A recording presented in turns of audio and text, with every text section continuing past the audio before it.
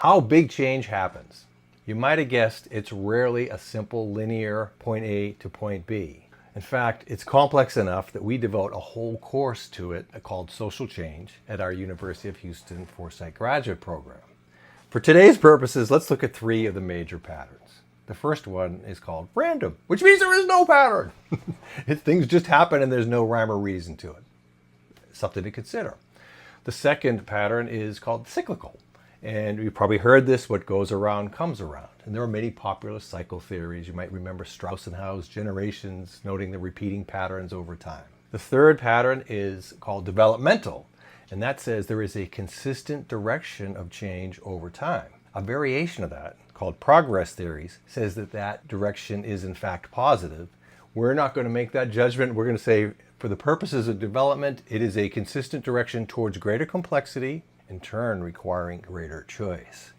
Now, you might have guessed I am a developmental proponent, but I think there's a mix. Primarily, I would say future change is developmental. However, within that overall developmental trajectory, there are cycles, mini loop. There are periods where it is seen apparently random, what's happening. But if we step back and look at the big picture, we can see that overall trajectory towards greater complexity and choice over time. Let's take after capitalism, one of my favorite examples. Should we expect 20, 30 years from now that we can trace the development from today in a consistent direction over time? Probably not.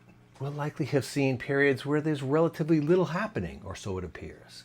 We might see periods where it actually seems to be going backwards. We might see periods of growth spurts that have us encouraged. And that kind of fits and starts forward and backward, iteration, loopy behavior, but in an overall consistent direction towards greater complexity and choice over time.